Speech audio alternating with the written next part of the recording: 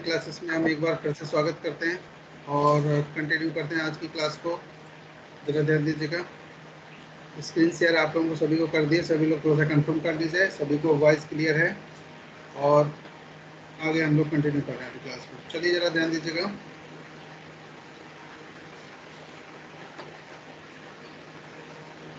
आज हम जो डिस्कस करने वाले हैं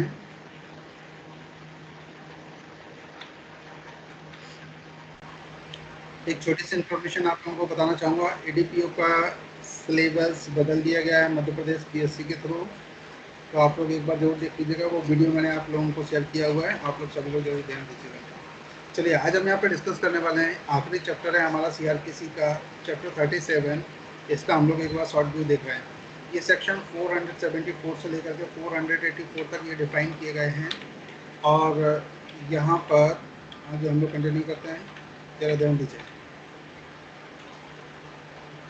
ये प्रिकेज से रिलेटेड है, यानी कि मिसलेनियस से रिलेटेड है। सेक्शन 474 से लेकर के 484 तक। तो सबसे पहले हम इसके एक शॉर्ट रिव्यू देख लेते हैं, फिर 1 बाय 1 सेक्शन भी डिस्कस करेंगे। तो फर्स्ट सेक्शन में ज़्यादा ध्यान दीजिएगा। सेक्शन 474 में ट्रायल बिफोर हाई कोर्ट, उच्च न्यायालयों के समक्ष विचारण की बात करते हैं। सेक्शन 475 में delivery to commanding officers of persons liable to be tried by court martial, सेना न्यायालय द्वारा विचारणीय व्यक्तियों का कमान ऑफिसरों को सौंपा जाना। नेक्स्ट जरा ध्यान दीजिएगा। सेक्शन 476 में फॉर्म्स की बात की गई, यानी कि प्रारूप की बात की गई है। सेक्शन 477 में power of high court to make rules की बात की गई है, उच्च न्यायालय के नियम बनाने की शक्ति की बात की है। जरा ध्यान दीजिएगा। सेक्शन 478 में power to alter function allocated to executive magistrate in certain cases, कुछ दशाओं में कार्यपालक मजिस्ट्रेटों को सौंपे गए कृत्यों को परिवर्तित करने की शक्ति की बात की गई है। सेक्शन 479 में केस इन विच जज और मजिस्ट्रेट इज पर्सनली इंटरेस्टेड, वह मामला जिसमें न्यायाधीश या मजिस्ट्रेट व्यक्तिगत रूप से हितग्राही। नेक्स्ट ध्यान दीजिएगा। सेक्शन 480 में practising pleader not to sit as magistrate in certain court, विधि व्यवसाय करने वाले प्लीडर का कुछ न्यायालयों में मजिस्ट्रेट के तौर पर न बैठना। नेक्स्ट ध्यान दीजिएगा। सेक्शन 481 में पब्लिक सर्वेंट कंसर्न इन से नॉट टू परचेज और बिड फॉर प्रॉपर्टी, यानी विक्रय से संबंध लोक सेवक का संपत्ति का क्रय न करना और उसके लिए बोली न लगाना। नेक्स्ट ध्यान दीजिएगा। Section 482 saving of inherent power of high court, उच्च न्यायालय की अंतर्निहित शक्तियों की व्यावृत्ति। मैं फिर से रिपीट कर रहा हूँ, उच्च न्यायालय की अंतर्निहित शक्तियों की व्यावृत्ति, सेक्शन 482। सेक्शन 483 में जरा ध्यान दीजिएगा। Duty of high court to exercise continuous superintendence of a court of judicial magistrate. फिर से रिपीट कर रहा हूँ, duty of high court to exercise continuous superintendent over courts of judicial magistrate, न्यायिक मजिस्ट्रेटों को न्यायालय पर अधीक्षण का निरंतर प्रयोग करने का उच्च न्यायालय का कर्तव्य। नेक्स्ट जरा ध्यान दीजिएगा। सेक्शन 484 रिपील एंड सेविंग की बात कर रहे हैं, निरसन या व्यावृत्ति की बात कर रहे हैं। ये आपने इसका शॉर्ट भी देखा हुआ था। हम चलते सीधे आपको लेकर के गैरेट की तरफ। जरा गैरेट में थोड़ा सा ध्यान दीजिएगा। तो गैरेट में ये जो चैप्टर है ये मैं आपके सामने लेके आ रहा हूँ। ये देखिए, यहाँ पर प्रिकेंड की बात कर रहे हैं, यानी कि चैप्टर 37 से रिलेटेड है ये, और इसकी हम लोग यहाँ पे डिस्कशन करने वाले हैं आज। चलिए जरा ध्यान दीजिएगा। आप पढ़ रहे हैं सेक्शन 474 में इनकी उच्च न्यायालयों के समक्ष विचारण की बात कर रहे हैं यहाँ पर। चलिए जरा ध्यान दीजिएगा। यहाँ पर उच्च न्यायालय के विचारण की बात, चैप्टर कौन सा पढ़ रहे हैं? 37, और मिसलेनियस से यानी कि ब्रिटेन से रिलेटेड है ये। और यहाँ पर आगे चलिए हम डिस्कस करते हैं इससे। देखिए जरा ध्यान दीजिएगा। जब किसी अपराध का विचारण उच्च न्यायालय द्वारा धारा 407 के अधीन न करके अन्यथा किया जाता है, तब वह अपराध के विचारण में वैसी प्रक्रिया का अनुपालन करेगा जिसका सेशन न्यायालय अनुपालन करता है, यदि उसके द्वारा उस मामले का विचारण किया जाता है। आप जरा ध्यान दीजिएगा, यहाँ बात कर रहे हैं कि कौन से सेक्शन के थ्रू करने की बात कर रहे हैं? सेक्शन 407 के अधीन। अगर उच्च न्यायालय द्वारा, किसी अपराध का विचारण किया जाता है सेक्शन 407 के ऊपर। तो चलिए जरा मैं सेक्शन 407 भी आपको दिखाना चाहूँगा, जरा एक मिनट ध्यान दीजिएगा।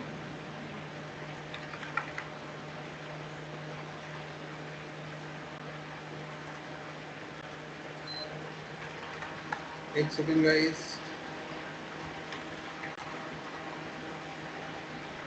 हाँ जी, देखिए ये मैंने आपको सेक्शन 407 लगा लिया है, जरा ध्यान दीजिएगा। इसमें क्या दिया है, मामलों और अपीलों को अंतरित करने की उच्च न्यायालय की शक्ति।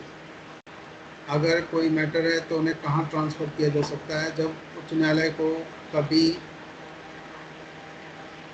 जब कभी उच्च न्यायालय को यह प्रतीत कराया जाता है कि, जरा ध्यान दीजिएगा, उसके अधीनस्थ किसी दंड न्यायालय में रिजू या पक्षपात रहित जांच या विचारण ना हो सकेगा, तब, या किसी असाधारण कठिन विधि प्रश्न के उठने की संभावना है तब, या फिर इस धारा के अधीन आदेश इस संहिता के किसी उपबंध द्वारा अपेक्षित है, या पक्षकारों या साथियों के लिए साधारणतः सुविधाप्रद होगा, या न्याय के उद्देश्यों के लिए समीचीन है, तब वह ऐसा आदेश दे सकता है कि कहाँ से कहाँ मैटर ट्रांसफर किया जाए। सेक्शन 407 की ये प्रोविजंस थे, ये बाकी डिटेल में आप ऑलरेडी पढ़ चुके हैं। अब चलिए जरा ध्यान दीजिएगा, नेक्स्ट हम आगे चल रहे हैं।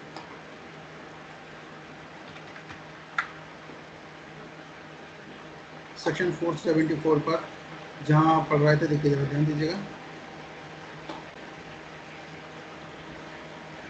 उच्च न्यायालयों के समग्र विचारण की बात कर रहे थे। जब किसी अपराध का विचारण किसके द्वारा किया जाए, उच्च न्यायालय के द्वारा। और कौन से सेक्शन के, सेक्शन 407 के अधीन ना करके, अगर ट्रांसफर करने वाला मैटर नहीं है तो इसके अन्यथा किया जाता है, तब वह अपराध के विचारण में वैसी प्रक्रिया का अनुपालन करेगा।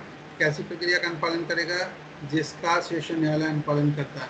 देखो, प्रारंभिक ज्यूरिडिक्शन की जब हम बात करते हैं किसी भी चीज़ की, तो प्रारंभिक ज्यूरिडिक्शन क्या होती है, तो सबसे पहले तो ये देखा जाता है कि कौन सा केस किस कोर्ट में जाएगा। तो उसके आधार पर क्या है, जैसे अगर हम यहाँ पर देखें, एक मिनट के लिए जरा ध्यान दीजिएगा, सुप्रीम कोर्ट की बात करें या हाई कोर्ट की बात करें, और या फिर हम लोग यहाँ से डिस्ट्रिक्ट कोर्ट की बात करें, तो जरा ध्यान दीजिएगा, डिस्ट्रिक्ट कोर्ट में हाई कोर्ट कोई भी पनिशमेंट दे सकता है, सुप्रीम कोर्ट कोई भी पनिशमेंट दे सकता है, लेकिन ये अपीलीय कोर्ट होते हैं जनरली। केवल फंडामेंटल राइट्स की अगर हम बात करें तो हाई कोर्ट में 226 के अकॉर्डिंग फंडामेंटल राइट्स का जब वायलेशन होता है, तब व्यक्ति डायरेक्ट यहाँ पर प्रारंभिक अधिकारता के अनुसार यहाँ पे हाई कोर्ट में जा सकता है। सुप्रीम कोर्ट में आर्टिकल 32 के अकॉर्डिंग जो फंडामेंटल राइट्स का वायलेशन होता है, तब जा सकता है। डिस्ट्रिक्ट कोर्ट में क्या होता है, डिस्ट्रिक्ट कोर्ट में सबसे पहले जो केसेस आते हैं, जो क्रिमिनल केसेस की अगर हम बात करें यहाँ पर, तो यहाँ पे डीजे प्लस एडीजे कोई भी पनिशमेंट दे सकते हैं, दे सकते हैं।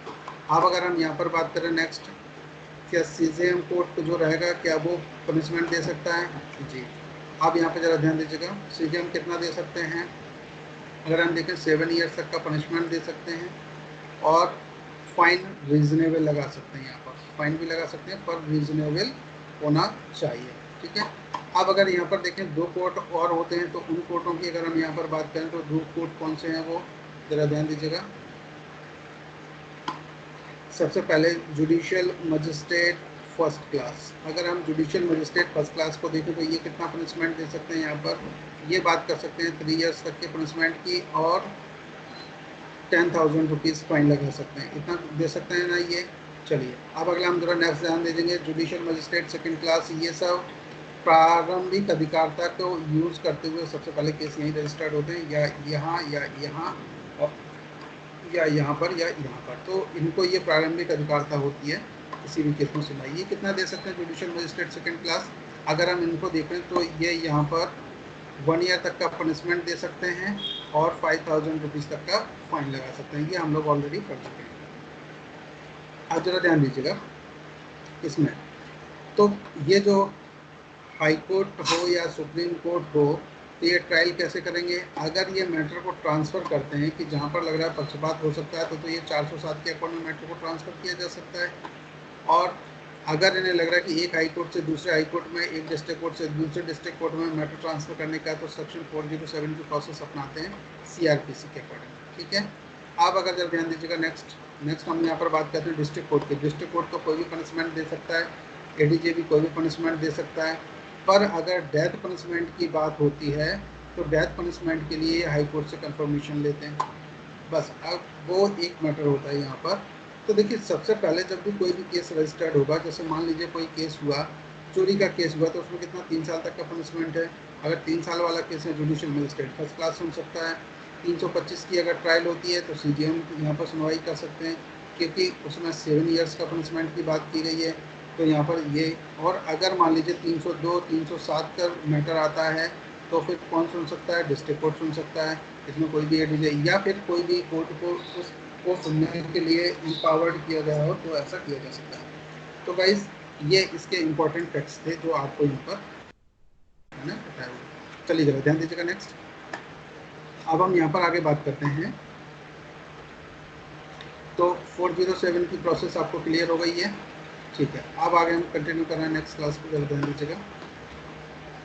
कैसा अनुपालन करेगा? वैसी प्रक्रिया का अनुपालन करेगा जैसा सेशन न्यायालय करता था। सेशन न्यायालय कैसे करेगा? जैसे प्रारंभिक अवस्था में हो। तो एक बार कंफर्म कर दीजिए गाइस, आप लोगों को समझ में आ रहा है क्या?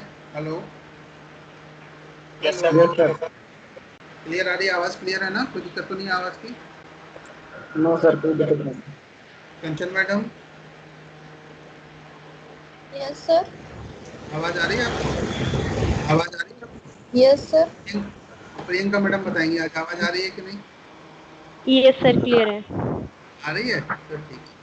बड़ा सौभाग्य यस वाला सर। दिन है, आपको कम से कम आवाज तो आ रही है। चलिए आप जरा नेक्स्ट जरा ध्यान दीजिएगा।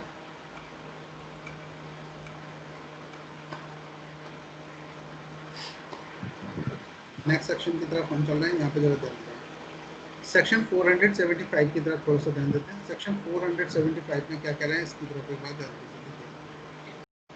चलिए गाइस हम लोग नेक्स्ट सेक्शन की तरफ चलते हैं, जरा ध्यान दीजिए।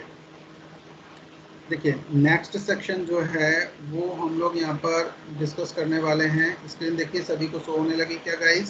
स्क्रीन पर थोड़ा ध्यान दीजिए। हाँ जी, अभी नहीं सर। हो गई बेटा, देखिए एक बार। Yes sir.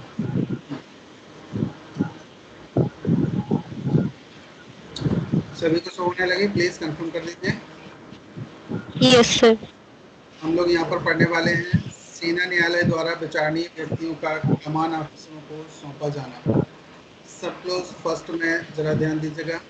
केंद्रीय सरकारी संहिता से और सेना अधिनियम 1950 या नौसेना अधिनियम 1957 और वायुसेना अधिनियम 1950 और संघ के सशस्त्र बलों से संबंधित तथ्य समय प्रवृत्त किसी अन्य विधि से संगत नियम ऐसे मामलों के लिए बना सकेगी जिसमें सेना, नौसेना या वायुसेना संबंधी विधि या अन्य ऐसी विधि के अधीन होने वाले व्यक्तियों का विचारण ऐसे न्यायालय द्वारा जिसको यह संहिता लागू होती है या सेना न्यायालय द्वारा किया जाएगा, तथा जब कोई व्यक्ति किसी मजिस्ट्रेट के समक्ष लाया जाता है और ऐसे अपराध के लिए आरोपित किया जाता है जिसके लिए उसका विचारण या तो उस न्यायालय द्वारा जिसको संहिता लागू होती है या सेना न्यायालय द्वारा किया जा सकता है, जब ऐसा मजिस्ट्रेट ऐसे नियमों को ध्यान में रखेगा और उचित मामलों में उसे उस अपराध के कथन सहित जिसका उस पर अभियोग है उस यूनिट के जिसका वह हो कमान ऑफिसर को या यथास्थिति निकटतम सैनिक, नौसैनिक या वायु सैनिक स्टेशन के कमान ऑफिसर को सेना न्यायालय द्वारा उसका विचारण किए जाने के लिए सौंप देगा। तो जरा यहाँ पर सबसे पहले चीज ध्यान दीजिएगा आप लोग, ये पूरा पढ़ लिया, किस किस को समझ आया? आया किसी को? नहीं सर। नहीं आया, कोई बात नहीं, अभी आप समझा दें तुरंत आ जाएगा। चलिए जरा ध्यान दीजिएगा। देखिए आप पढ़ रहे हैं यहाँ पर सेक्शन 475 का सब क्लोज फर्स्ट। अब जरा ध्यान दीजिएगा यहाँ पर बाकी केंद्रीय सरकार इस संहिता से, कौन सी संहिता? CRPC, सेना अधिनियम 1950, नौसेना अधिनियम 1957 और वायुसेना अधिनियम 1950 और संघ के सशस्त्र बलों, देखो 3 अधिनियम अलग से बने हुए हैं। कौन कौन सा है? सेना न्यायालय, नौसेना वायुसेना और संघ के सशस्त्र बलों से संबंधित तत्व समय प्रवृत्त किसी अन्य विधि से संगत नियम ऐसे मामलों के लिए बना सकेगी। कौन बना सकेगी? ध्यान देना, बात क्या कह रहे हैं यहाँ पर।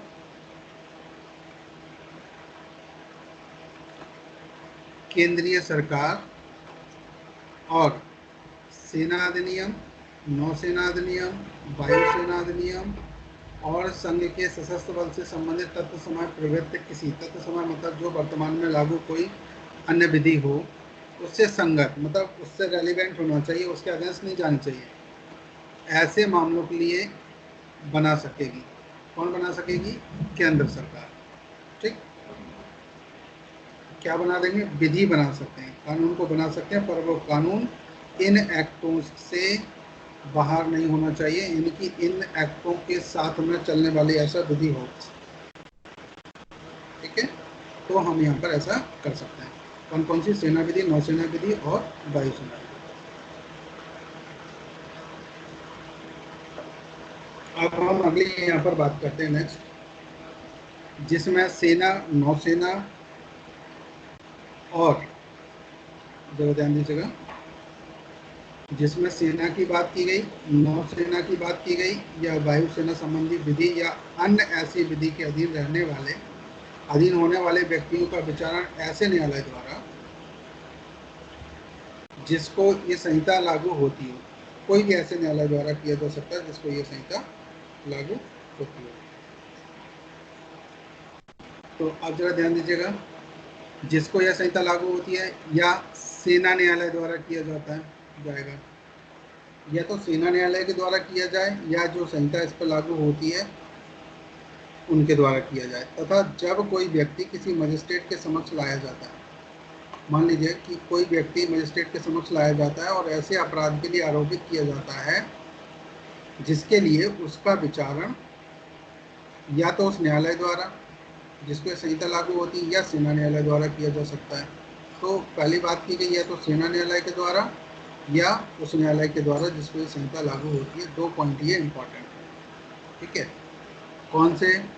कि भाई अगर यहाँ पर सेना न्यायालय द्वारा विचारणीय व्यक्तियों का कमान ऑफिसरों को सौंपा जाना कि अगर ऐसे मैटर जो सेना न्यायालय द्वारा ही सुने जाते हैं या ये संहिता जिन पर लागू होती है वो न्यायालय भी यहाँ पर सुन सकते हैं, तो ज़रा ध्यान दीजिएगा, तब ऐसा मजिस्ट्रेट ऐसे नियमों को ध्यान में रखेगा और उचित मामले में उसे उस अपराध के कथन सहित, क्या ध्यान दीजिए क्या कह रहे हैं, तब ऐसा मजिस्ट्रेट ऐसे नियमों को ध्यान में रखेगा और उचित मामलों में उसे उस अपराध के कथन सहित जिसका उस पर अभियोग है उस यूनिट के जिसका वह हो कमान ऑफिसर को, जिसका वो है व्यक्ति उसके कमान ऑफिसर को या यथास्थिति निकटतम सैनिक, नौसैनिक या वायुसैनिक स्टेशन के कमान ऑफिसर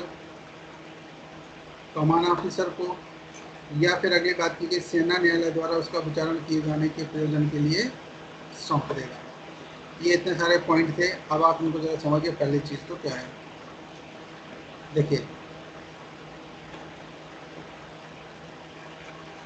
पहली बात की गई कि केंद्रीय सरकार कौन से ऐसे कानून बना सकती है जो सेना न्यायालय से रिलेटेड हों।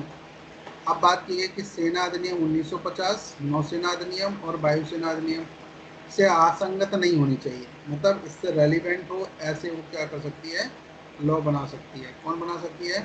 केंद्र सरकार, जिसकी ये बात की गई। ठीक, दूसरी बात, अब अगर किसी व्यक्ति को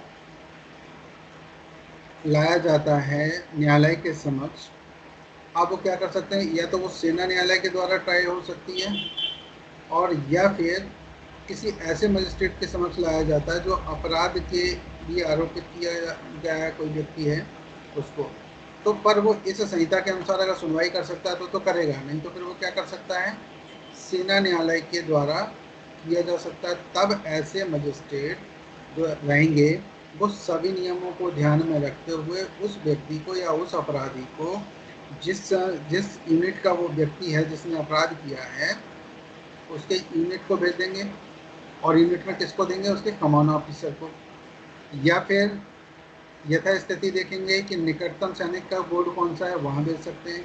नौ सैनिक या वायु सैनिक के कमान ऑफिसर को भेज सकते हैं, जिससे उसको सेना न्यायालय के द्वारा उसका विचारण किया जा सके।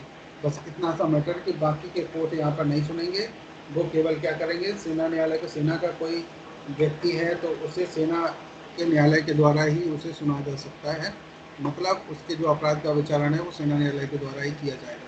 तो कहाँ कहाँ सौंपेंगे वो यहाँ पर बताएंगे। अब स्पष्टीकरण में ज़रा ध्यान दीजिएगा, थोड़ा सा देखिए जरा स्पष्टीकरण में क्या कह रहे हैं। देखिए यूनिट का मतलब क्या है, फिर खां में हम देखेंगे सेना न्यायालय क्या होता है। अब काम में जरा यूनिट की तरफ हम लोग चलते तो यूनिट पर जरा ध्यान दीजिएगा, यूनिट किसको कहते हैं। यूनिट के अंतर्गत रेजिमेंट, कोर, कोच, टुकड़ी, ग्रुप, बटालियन या कंपनी भी है। इतनी सारी चीज़ें आती हैं। क्या क्या आती हैं जरा ध्यान देना। फर्स्ट रेजिमेंट, सेकेंड कोर, और तीसरा पॉइंट है कोच, और चौथा पॉइंट है टुकड़ी, और पांचवा पॉइंट है ग्रुप, छठवां बटालियन, और सातवीं कंपनी। ये सारी चीज़ें यूनिट के उसमें आती हैं, ये सब इनको यूनिट कहा जा सकता है। सेना न्यायालय क्या है, सेना न्यायालय के अंतर्गत ऐसा कोई अधिकरण भी है जिसकी वैसी ही शक्तियां हैं जैसी संघ के सशस्त्र बलों को लागू सुसंगत विधि के अधीन गठित किसी सेना न्यायालय की होती है। तो कौन से जो सशस्त्र बलों के लिए भी लागू किए गए उनको भी हम सेना न्यायालय बोल सकते हैं। ठीक है, सेना न्यायालय। इतनी सी बात समझ में आ रही है आप लोगों को, थोड़ा सा कंफर्म कर दीजिए please. Yes sir, yes sir, clear है सर। Yes sir. हाँ, कुछ पूछना है क्या इसमें।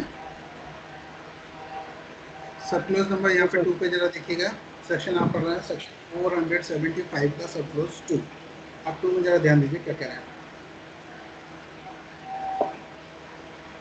2 पर अगर हम लोग बात कर रहे हैं यहाँ पे तो देखिए, प्रत्येक मजिस्ट्रेट ऐसे अपराध के लिए, जितने भी मजिस्ट्रेट हैं वो अभियुक्त व्यक्ति को पकड़ने और सुरक्षित रखने के लिए अपनी ओर से अधिकतम प्रयास करेगा। क्या करेंगे, प्रत्येक मजिस्ट्रेट अपराध के लिए अभियुक्त व्यक्ति को पकड़ने के लिए, सुरक्षित रखने के लिए अपनी ओर से अधिकतम प्रयास करेंगे जब उसे किसी ऐसे स्थान में स्थित या नियोजित सैनिकों, नाविकों या वायुसेना के किसी यूनिट या निकाय के कमान ऑफिसर के से उस प्रयोजन के लिए लिखित आवेदन प्राप्त होता है। आप जरा यहाँ पे ध्यान दीजिए, देखो क्या कह रहे हैं। पहली बात की गई कि प्रत्येक मजिस्ट्रेट ऐसे अपराध के लिए अभियुक्त व्यक्ति को, जो अभियुक्त व्यक्ति उसे पकड़ने और उसे सुरक्षित रखने के लिए अपनी ओर से अधिकतम प्रयास करेगा।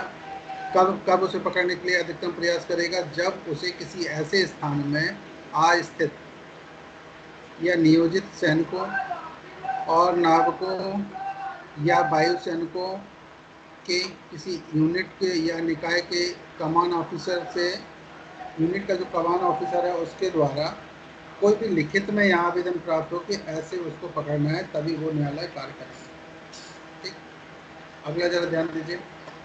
आप कौन सा यहाँ पे सेक्शन पढ़ रहे थे, सब क्लोज 2। आप जरा ध्यान दीजिए सब क्लोज 3 पर। सब क्लोज 3 क्या कह रहा है यहाँ पर, 3 की तरफ जरा ध्यान देते हैं। उच्च न्यायालय यदि ठीक समझे यह निर्देश दे सकता है कि राज्य के अंदर स्थित किसी जेल में निरुद्ध किसी बंदी को सेना न्यायालय के समक्ष किसी मामले के बारे में विचारण के लिए या परीक्षा किए जाने के लिए सेना न्यायालय के समक्ष लाया जाए। अगर कोई भी बंदी है जो राज शासन के द्वारा उसको बंद किया गया है और राज्य के अंदर क्या है, बंद है, ऐसी स्थिति में अगर उच्च न्यायालय को ठीक लगता है तो उच्च न्यायालय उस व्यक्ति को, ध्यान दीजिए, उच्च न्यायालय को यदि ठीक समझे तो वह यह निर्देश दे सकता है कि जो व्यक्ति राज्य के अंदर किसी जेल में बंद है, तो यहाँ पर उसको क्या किया जा सकता है, किसी बंदी को सेना न्यायालय के समक्ष लंबित किसी मामले में विचारण के लिए या फिर किसके लिए, परीक्षा किए जाने के लिए सेना न्यायालय के समक्ष लाया जाए। तो ये काम वो कर सकते हैं। कौन कर सकता है, निर्देश दे सकता है यहाँ पर हाई कोर्ट। अब ये सेक्शन 475 आपको क्लियर हुआ कि नहीं। हेलो, यस सर, क्लियर हो गया। यस सर, क्लियर हो गया सभी को। चलो, अगर कोई प्रॉब्लम हो तो किसी को क्वेश्चन तो नहीं पूछना है रिलेटेड, आगे चले हम लोग, आगे कंटिन्यू करें। चलिए जरा ध्यान Yes, sir. दीजिएगा, आगे हम लोग कंटिन्यू करें। देखिए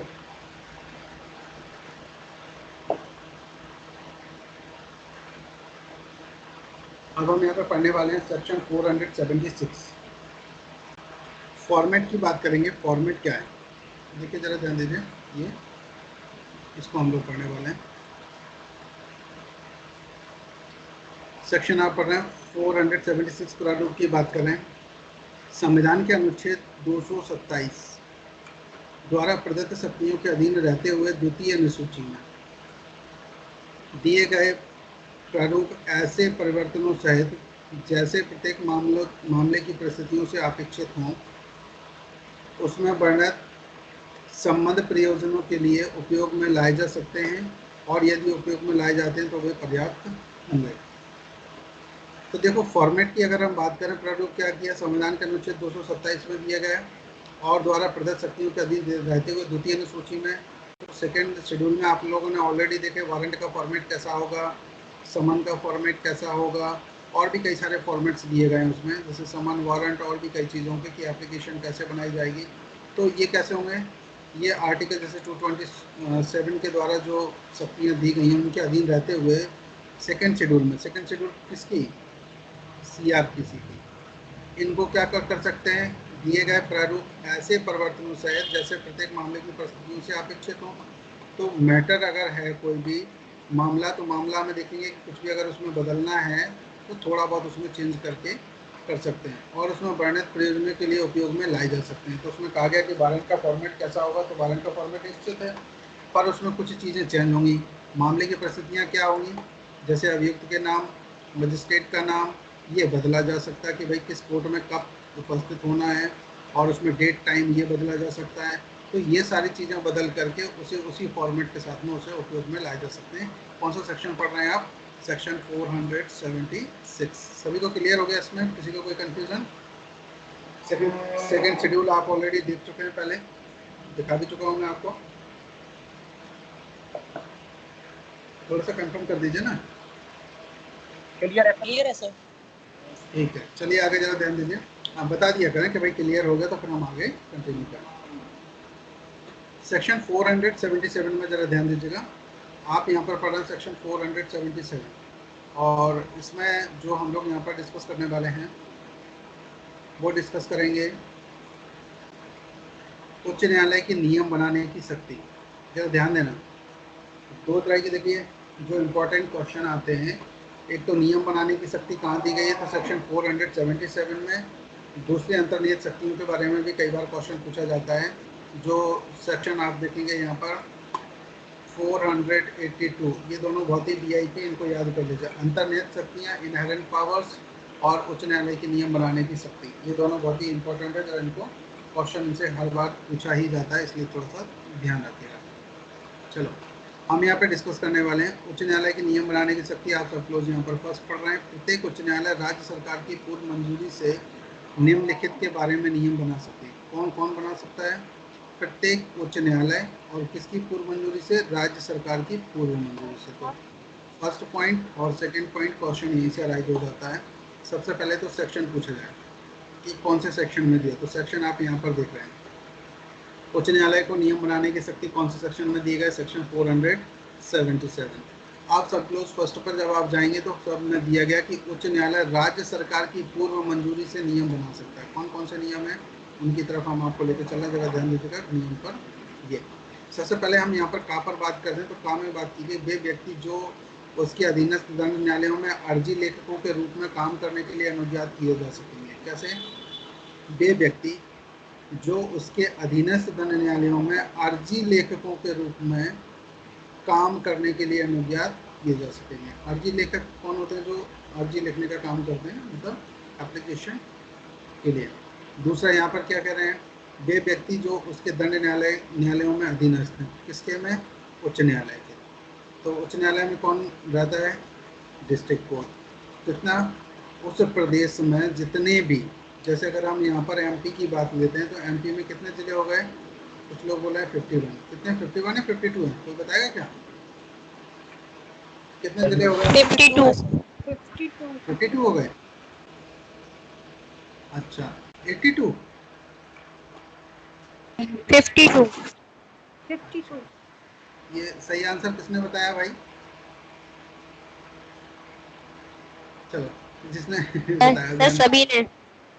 बिल्कुल। ये जैसे 52 डिस्ट्रिक्ट हैं, कहाँ पर हैं ये? एमपी में। तो हर डिस्ट्रिक्ट में एक कोर्ट होना चाहिए जिसको हम डिस्ट्रिक्ट कोर्ट के नाम से जानते हैं। अब यहाँ पर कई बार ऐसे भी हो सकता है कि 2 जिलों के लिए एक ही डिस्ट्रिक्ट कोर्ट हो सकता है, ऐसा भी हो सकता है, बिल्कुल हो सकता है।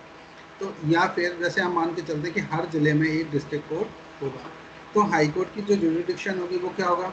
पर प्रदेश में, जैसे अगर एक स्टेट की अगर हम बात करें तो एक स्टेट में हाई कोर्ट एक ही होगा, कई सारे हाई कोर्ट नहीं होंगे, पर हाई कोर्ट की ब्रांच हो सकती हैं। जैसे यहाँ अगर मध्य प्रदेश की अगर हम यहाँ पर बात करें तो मध्य प्रदेश में आप देखेंगे जो यहाँ पर ब्रांचों की बात की गई, सबसे पहले तो बात की गई यहाँ पर हाई कोर्ट, और यहाँ पर अलग अलग जो ब्रांचों की बात की गई, 1 ब्रांच, 2 ब्रांच और 3 ब्रांच। तो ये 3 ब्रांच कौन कौन सी हैं ज़रा ध्यान दीजिएगा। पहली तो 1 ब्रांच ये बात की गई है, और दूसरे और तीसरे यहाँ पर हाई कोर्ट मध्य प्रदेश का, यहाँ इंदौर, और दूसरा है यहाँ पर ग्वालियर, और तीसरा है भोपाल है क्या? नहीं। फिर कौन सा है? जबलपुर। ठीक, ये शॉर्ट में मैंने लिख दिया। तो ये 3 हाई कोर्ट एक ही है, पर इन्होंने क्या किया, अपनी शाखाएं बना दी। तो शाखाएं अनेक हो सकती है, पर हाई कोर्ट एक प्रदेश में केवल एक ही होगा। ठीक है, इतना क्लियर हो गया सभी को? आप जरा ध्यान दीजिएगा। तो ये क्या करेंगे, ये हाई कोर्ट के अंडर में जो जिले हैं 52, वो ऐसे कर सकते हैं। तो ये पूरे इन्होंने कुछ जिले इनको दे दिए और कुछ जिले इनको दे, जैसे मान लीजिए यहाँ 20 जिले दे दें, यहाँ 21 जिले दे दें, और यहाँ पर भी कितने दे दें, मान लो यहाँ पर 10 जिले दे दिए, तो ऐसे करके, या 11 जिले दे दिए, ऐसे करके भी कर सकते हैं। ये संख्या कम ज़्यादा हो सकती है, कोई इशू नहीं है। या हो सकता है कि इन सबके सबऑर्डिनेशन में यहाँ पर, तो हाई कोर्ट चाहे वो इंदौर पीठ दे या ग्वालियर का दे या फिर जबलपुर का कोई भी जजमेंट देता है, तो ये जजमेंट सभी डिस्ट्रिक्ट कोर्ट्स पर लागू होंगे, चाहे वो किसी भी जिले के हों। ठीक, तो हम यहाँ पर क्या पढ़ने वाले थे, जरा ध्यान दीजिएगा। चलते सीधे डायरेक्ट की तरफ, लिखे जाए, ध्यान दीजिएगा। कह रहे हैं कि सरकार की पूर्व मंजूरी से नियम बना सकते हैं। अब कहा गया कि यहाँ पर वे व्यक्ति जो उसके अधीनस्थ दंड न्यायालयों में अर्जी लेखकों के रूप में काम करने के लिए अनुज्ञात किए जा सकेंगे।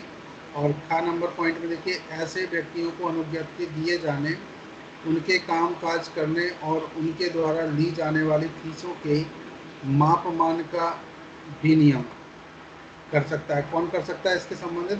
ये हाईकोर्ट यहाँ पर नियम बना सकता है। इसके संबंध में एक तो वो अर्जी लेखक होते हैं, उनके बारे में, दूसरे ऐसे व्यक्तियों को उनके कामकाज का तरीका क्या है, उनकी फीस कितनी होगी, इस बारे में भी ये नियम बना सकते हैं।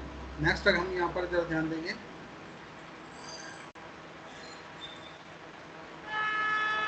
गा नंबर पॉइंट पर अगर हम यहाँ पर डिस्कस करते हैं, तो गा नंबर पॉइंट पर जरा ध्यान दीजिएगा।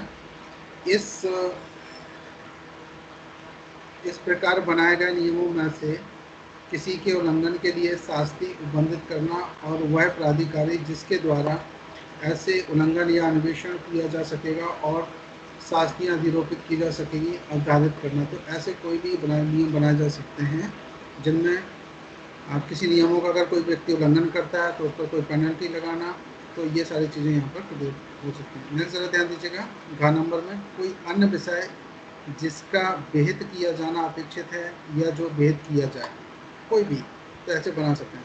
सब क्लोज नंबर 2 पर जरा ध्यान दीजिएगा। इस धारा के अधीन बनाए गए सब नियम राजपत्र में प्रकाशित किए जाएंगे। पर जितने भी नियम हैं उन नियमों को कहाँ पर प्रकाशित किया जाएगा? राजपत्र में। ठीक, जरा ध्यान दीजिएगा। राजपत्र क्या होता है देखिएगा, नोटिफिकेशन, जो गजट नोटिफिकेशन होता है उसमें प्रकाशित कर दिए जाएंगे, जिससे विरोधाभास ना हो, नियमों को सबके लिए एक जैसे होना चाहिए।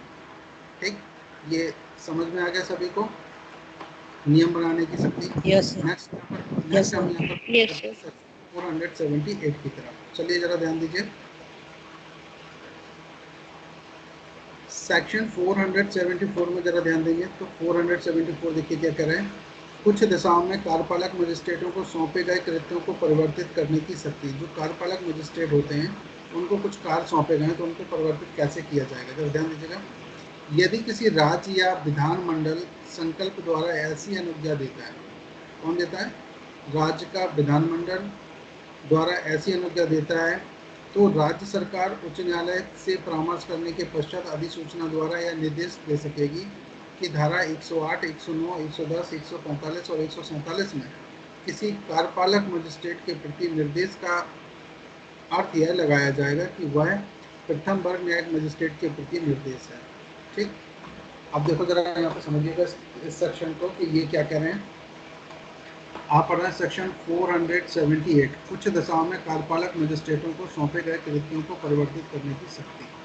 जो कार्यपालक मजिस्ट्रेट हैं उनको कोई भी कार्य सौंपे गए थे उनको परिवर्तित करने की शक्ति किसको आएगी, उच्च न्यायालय को। यहाँ से एक सीधा सीधा सा क्वेश्चन ये बनता है, आप जरा ध्यान दीजिएगा। यदि किसी राज्य का विधानमंडल, राज्य में क्या होता है, विधानमंडल संकल्प द्वारा ऐसी अनुज्ञा देता है, तो राज्य सरकार उच्च न्यायालय के परामर्श करने के पश्चात, तो राज्य सरकार क्या करेगी, उच्च न्यायालय से परामर्श करेगी और अधिसूचना द्वारा इनकी नोटिफिकेशन द्वारा यह निर्देश दे सकेगी कि धारा 108, 109, 110, 145 और 147 में इनके द्वारा, इन सेक्शन में जो आपने पढ़े हुए हैं ऑलरेडी पहले से, इन सेक्शन में किसी कार्यपालक मजिस्ट्रेट के प्रति निर्देश का अर्थ यह लगाया जाएगा कि वह किसी प्रथम वर्ग मजिस्ट्रेट के प्रति निर्देश है। तो जो कार्यपालक मजिस्ट्रेट को जो निर्देश दिए गए थे वो ऐसे माने जाएंगे जैसे वो प्रथम वर्ग मजिस्ट्रेट के लिए है। चलिए जरा ध्यान दीजिएगा, नेक्स्ट सेक्शन पर जरा ध्यान देते हैं हम लोग। आप पढ़ रहे हैं सेक्शन 479, वह मामला जिसमें न्यायाधीश या मजिस्ट्रेट व्यक्तिगत रूप से हितबद्ध है। कैसे हितबद्ध है, व्यक्तिगत रूप से। आप जरा ध्यान दीजिएगा, यहाँ पर कोई न्यायाधीश या मजिस्ट्रेट किसी ऐसे मामले का जिसमें वह पक्षकार है या व्यक्तिगत रूप से हितबद्ध है।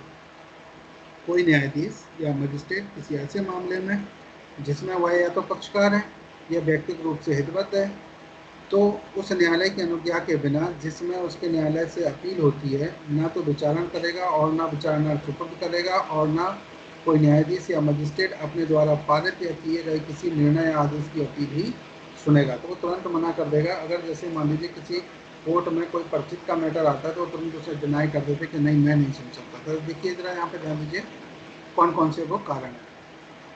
आप यहाँ पर पढ़ रहे हैं सेक्शन 479, तो 479 पे जरा ध्यान देंगे। वह मामला जिसमें न्यायाधीश या मजिस्ट्रेट व्यक्तिगत रूप से हितबद्ध है।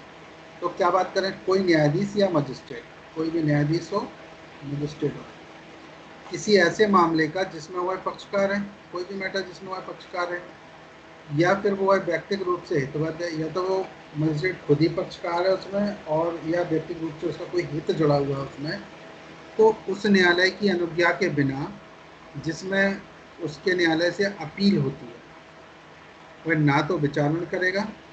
जिसमें अपील होती है मतलब सीधी सी बात समझिए, अगर कोई डिस्ट्रिक्ट कोर्ट का न्यायाधीश है यहाँ पर, तो देखिए समझिएगा, ध्यान दीजिए, कोई डिस्ट्रिक्ट कोर्ट का न्यायाधीश है तो डिस्ट्रिक्ट कोर्ट की अपील कहाँ होती है, जनरली हाई कोर्ट में। तो अब क्या कह रहा है कि पहले हाई कोर्ट की ये परमिशन लेगा कि साहब इसमें मैं एक पक्षकार के तौर पर भी हूँ और दूसरा मेरा इसमें हित भी जुड़ा है, तो क्या मैं इसे सुनवाई करूँ। तो स्वाभाविक सी बात है हाई कोर्ट मना कर देगा, क्योंकि यहाँ पक्षपात होने की चांसेस ज़्यादा होते। सीधी सी बात है, अपने ही मैटर में कोई व्यक्ति न्यायाधीश नहीं हो सकता। तो यहाँ पर क्या करेंगे, उस न्यायालय की अनुज्ञा तो यहाँ पे किससे लेंगे, हाई कोर्ट से परमिशन। और अगर यहाँ पे हाई कोर्ट का मैटर हो तो किससे परमिशन लेंगे, तो स्वाभाविक बात है कि इसकी हाई कोर्ट की अपील सुप्रीम कोर्ट में होती है, तो यहाँ पर सुप्रीम कोर्ट से इनको परमिशन लेनी चाहिए। आप चलिए जरा ध्यान दीजिए नेक्स्ट यहाँ पे। हाँ, अगर यहाँ पर कोई व्यक्तिगत रूप से हितबद्ध है या उसमें पक्षकार है वो न्यायाधीश, तो उस न्यायालय की अनुज्ञा के बिना जिसमें उसके न्यायालय से अपील होती है, ना तो विचारण करेगा और ना विचारणा को से सुपुर्द करेगा, और ना कोई न्यायाधीश या मजिस्ट्रेट अपने द्वारा पारित किए गए किसी निर्णय या आदेश की अपील ही सुनेगा। ऐसा भी नहीं कि अपीली न्यायालय वो खुद हो, जिसमें उसका मान लीजिए किसी कोर्ट ने एक कोई न्यायाधीश है जैसे डिस्ट्रिक्ट कोर्ट में या हाई कोर्ट में है, और इनका मैटर यहाँ पर डिस्ट्रिक्ट कोर्ट में चला, तो डिस्ट्रिक्ट कोर्ट में यहाँ पर गया और यहाँ के बाद अपील कर दी गई, और जब अपील कर दी गई तो फिर क्या हुआ, ये मैटर अपील में सीधे ये हाईकोर्ट जज के पास ही पहुँच गया, तब भी ये सुनवाई नहीं करेंगे, भले चाहे अपील में जाए चाहे वैसे जाए। क्लियर हो गया सभी को? चलिए जरा ध्यान दीजिए, Yes, sir. ध्यान देते हैं। कोई न्यायाधीश या मजिस्ट्रेट, ध्यान देना, कोई न्यायाधीश है या मजिस्ट्रेट किसी मामले में केवल इस कारण से कि वह है उससे सार्वजनिक हैसियत में संबंध है, अगर सार्वजनिक हैसियत में कोई संबंध है तो उसका पर्सनल हित नहीं माना जाता, या केवल इस कारण से कि उसने उस स्थान का जिसमें अपराध होना अभिकथित है या किसी अन्य स्थान का जिसमें मामले के लिए महत्वपूर्ण किसी अन्य संव्यवहार का होना अभिकथित है, अवलोकन किया है और उस मामले के संबंध में जांच की है, तो इस धारा के अर्थ में पक्षकार या व्यक्तिगत रूप से हितबद्ध ना समझा जाएगा। सार्वजनिक रूप से अगर उसका कहीं हित जुड़ा हुआ है तो वो हितबद्ध नहीं समझा जाएगा। जैसे सैलरी बढ़ाने का कोई मैटर हो तो उसमें न्यायाधीशों को भी सैलरी बढ़ जाए तो इसमें उनको हितबद्ध नहीं माना जाएगा, ये सार्वजनिक हित के मैटर होते हैं। इतना क्लियर हो गया? स्पष्टीकरण भी क्लियर हो गया सभी को? चलिए Yes, अब हम sir. चलते हैं 480 की तरफ। देखिए जरा ध्यान दीजिएगा, सेक्शन 480 आप पढ़ने जा रहे हैं।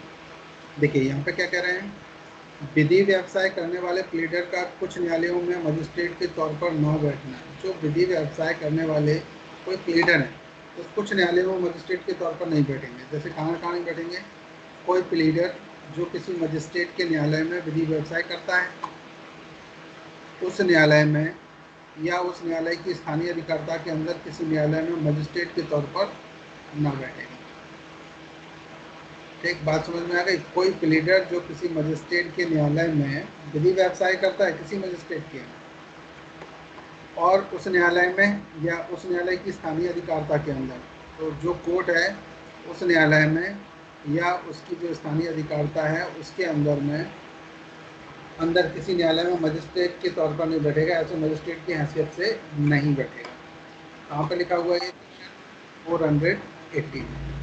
अब जरा ध्यान दीजिएगा, नेक्स्ट आप पढ़ रहे हैं सेक्शन 481, विक्रय से संबंध लोक सेवक का संपत्ति का क्रय करना और उसके लिए बोली ना लगाना।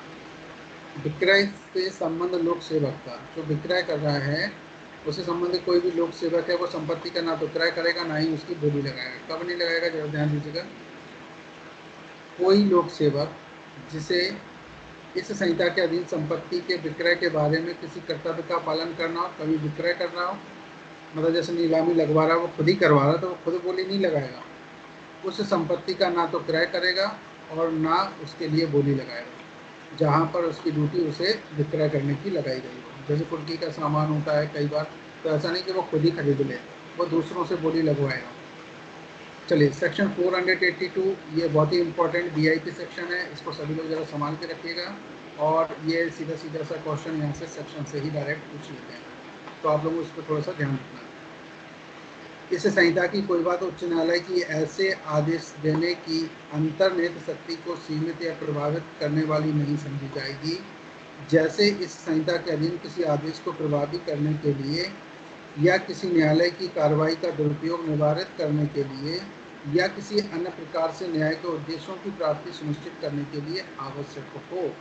तो यहाँ पर जरा ध्यान दीजिएगा, सेलिंग्स का मतलब होता है जो इन सारी चीज़ों को छोड़ देना। तो यहाँ पर कह रहे हैं कि इनकी जो अंतर्निहित शक्तियाँ हैं उन पर कोई भी प्रभाव नहीं पड़ेगा। कहाँ नहीं पड़ेगा? देखिए जरा इसको समझिए अच्छे से। सेक्शन आप पढ़ रहे हैं 482, और इसमें बात की गई उच्च न्यायालय की अंतर्निहित शक्तियों की प्रवृत्ति। अब ये देखिए, इस संहिता की कोई भी बात, इस संहिता कौन से पढ़ रहे हैं आप? सीआरपीसी। कह रहे हैं इस संहिता की कोई भी बात जो उच्च न्यायालय की ऐसे आदेश देने की अंतर्निहित शक्तियों को सीमित या प्रभावित करने वाली ना समझी जाएगी। कौन से को नहीं समझी जाएगी? ना तो सीमित करेगी ना प्रभावित करेगी। जैसे इस संहिता के अधीन किसी आदेश को प्रभावी करने के लिए हो, जब किसी आदेश को प्रभावी करना हो तो, या किसी न्यायालय की कार्रवाई का दुरुपयोग निवारित करने के लिए हो, या किसी अन्य प्रकार से न्याय के उद्देश्यों की प्राप्ति सुनिश्चित करने के लिए आवश्यक हो। तो हाई कोर्ट यहाँ पर ऐसे आदेश दे सकता है जिससे प्राकृतिक न्याय हो सके, एक जगह से दूसरी जगह मैटर ट्रांसफर कर देना, बहुत सारी ऐसे पावर्स होते हैं जिनको ये रोक सकते हैं। तो इन सबको हम क्या बोल देते हैं, अंतर्निहित शक्तियाँ। इसकी डिटेल आप थोड़ी सी बुक्स में जरूर पढ़ लीजिएगा, क्योंकि ये लॉन्ग क्वेश्चन होता है, LLB में भी आता है। यहाँ से न्यायालय की अंतर्निहित शक्तियाँ बताइए, उच्च न्यायालय की अंतर्निहित शक्तियाँ बताइए। दूसरा, इसमें कौन कौन सी चीज़ें इंक्लूड हैं, इसके बारे में थोड़ा सा आप बुक का अवलोकन जरूर कर लीजिएगा, ठीक है। ये BI की सेक्शन है, तो इसको ऐसे ही मत छोड़ना है। चलिए अगला जगह ध्यान दीजिएगा। नेक्स्ट हम लोग बात करने वाले हैं सेक्शन 483 पर। देखिए जरा ध्यान दीजिए क्या कह रहे हैं।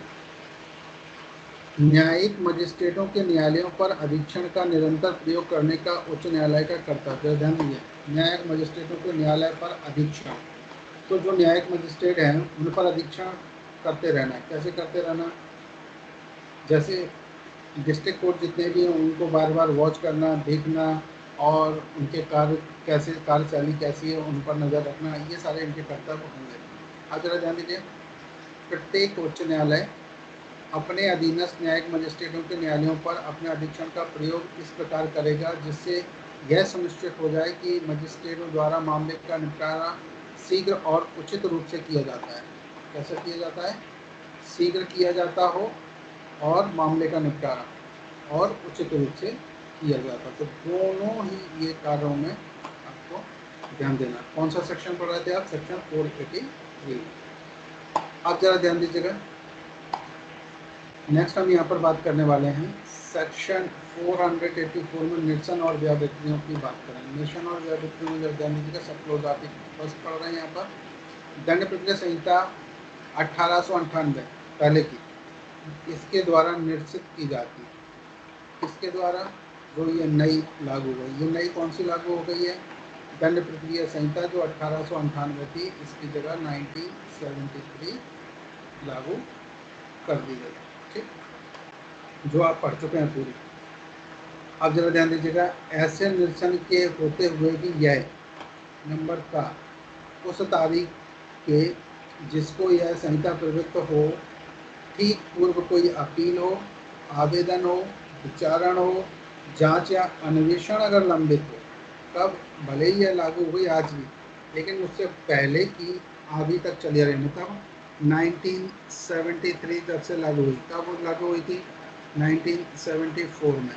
तो उससे पहले कोई भी यहाँ पर अपील होती है, कोई आवेदन किया गया था, कोई विचारण चल रहा था या कोई जांच चल रही थी या वो लंबित हो, तो ऐसी सिचुएशन के लिए यहाँ पर देखो क्या किया जाएगा, तो ध्यान देना,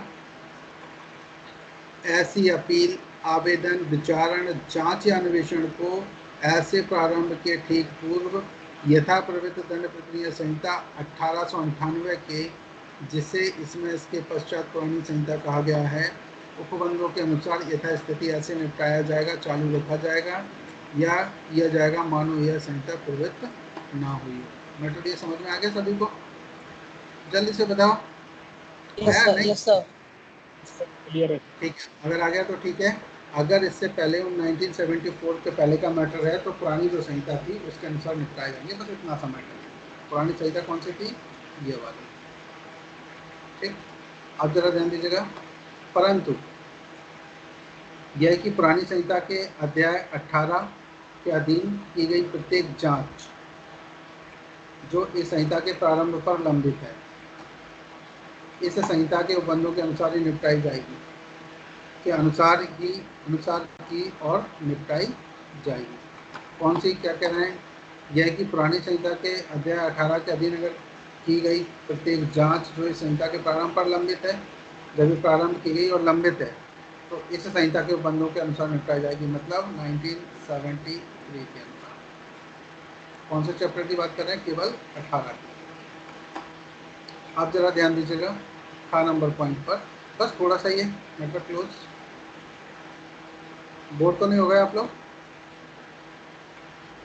नो सर, नो सर। आज आप लोग जीतने वाले हो।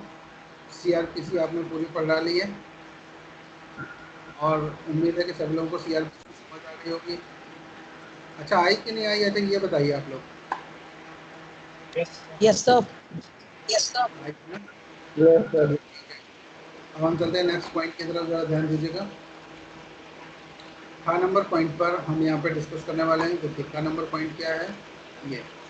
अब हम क्या कह रहे हैं कि पुरानी संहिता के अधीन प्रकाशित सभी अधिसूचनाएं, जारी की गई सभी उद्घोषणाएं, प्रदत्त सभी शक्तियाँ, भेद सभी प्रारूप, परिनिश्चित सभी स्थानीय अधिकारिताएं, दिए गए सभी दंडादेश, दिए गए सभी आदेश, नियम और ऐसी नीतियां जो विशेष मजिस्ट्रेटों के रूप में नीतियां नहीं हैं और जो इस संहिता के प्रारंभ के तुरंत पूर्व प्रवर्तन में हैं, क्रमशः इस संहिता के तत्व स्थानीय उपबंधों के अधीन प्रकाशित अधिसूचनाएं, जारी की गई उद्घोषणाएं, प्रदत्त शक्तियां, विहित प्रारूप, परिनिश्चित स्थानीय अधिकारिताएं और दिए गए दंडादेश और किए गए आदेश, नियम और नीतियां समझी जाएंगी।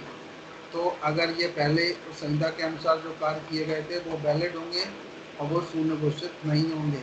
ठीक है, अगला देखो गा नंबर पे क्या कह रही है। पुरानी संहिता के अधीन की गई किसी ऐसी मंजूरी या संपत्ति के बारे में जिसके अनुसरण में संहिता के अधीन कोई कार्रवाई प्रारंभ न की गई हो, यह समझा जाएगा कि वह इस संहिता के तत्व स्थानीय उपबंधों के अधीन दी गई है और ऐसी मंजूरी या सम्मति के अनुसरण में इस संहिता के अधीन कार्रवाइयाँ की जा सकेंगी। ये मैटर समझ में आया सभी को? नहीं आया? उससे समझ लीजिए, ज़रा ध्यान दीजिए। नहीं है। कोई बात नहीं, दोबारा सुनिए। पुरानी संहिता के अधीन दी गई किसी मंजूरी या सम्मति के बारे में, कोई पुरानी जो संहिता जब लागू थी 1800, अच्छा कोई बताएगा कौन सी थी ये वाली 1898? 1898। क्या कह रहे हैं कि पुरानी संहिता के अधीन दी गई किसी ऐसी मंजूरी या सम्मति, कंसेंट दी गई, कोई मंजूरी दी गई जिसके अनुसरण में, और उसके अनुसरण में क्या किया गया, अधीन कोई कार्रवाई प्रारंभ ना की गई हो। मंजूरी दे दी गई है, सम्मति दे दी गई, लेकिन कार्रवाई प्रारंभ नहीं की गई, तो फिर यह समझा जाएगा कि वह इस संहिता के तत्व स्थानीय उपबंधों के अधीन कर दी गई है और ऐसी मंजूरी या सम्मति के अनुसरण में इस संहिता के अधीन कार्रवाई की जा सकेगी। देखो सुनो, क्या कह दिया गया कि पहले जो पुरानी संहिता लागू थी तब कोई यहाँ पर मंजूरी दी गई या सम्मति दी गई, लेकिन कार्रवाई शुरू नहीं हुई, तब तक 1973 वाली लागू हो गई। अगर ये लागू हो गई तो अब जो मंजूरी और जो सम्मति थी ना, वो इस संहिता के अनुसार कार्रवाई में काम लेंगे, ना कि बैक वाली में, ना कि 1898 वाली संहिता। ठीक, इसको याद कर लेना कि अगर कोई पूछ सकता है दंड प्रक्रिया संहिता 1973 से पहले कौन सी संहिता चलती थी, तो दंड प्रक्रिया संहिता ही चलती थी, बस उसका जो ईयर था वो 1898 था। ठीक, अब कौन सी हो गई, 1973। क्लियर हो गया? चलो अब जरा ध्यान दीजिएगा, यहाँ पर जो हम लोग डिस्कस करने वाले हैं ये करेंगे अगला सेक्शन घा में जरा ध्यान दीजिएगा। पुरानी संहिता के उपबंधों का अनुच्छेद, संविधान के अनुच्छेद 368, जरा ध्यान दीजिएगा, एक सेकेंड गाइस। पुरानी संहिता के उपबंधों का संविधान के अनुच्छेद 363 के अर्थ के अंतर्गत किसी शासक के विरुद्ध प्रत्येक अभियोजन की बाबत लागू होना चालू रहेगा। शासक के विरुद्ध अभियोजन क्या होगा, लागू होना चालू रहेगा। ठीक है, 363 संविधान का।